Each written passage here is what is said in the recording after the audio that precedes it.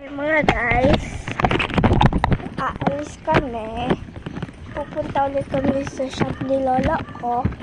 So may mga aso, so takot ako. Mga aso nila. Hindi ko nasasabihin yung pangalan.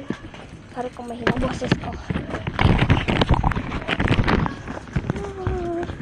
Tatlo pala kami. May daddy ko. Ayun yung baga. Ay, pichato. Ay, try this side. So, kasama ko si mami ko, pati si daddy. Daddy, hi ka. Hello. Ganun lang siya. Okay.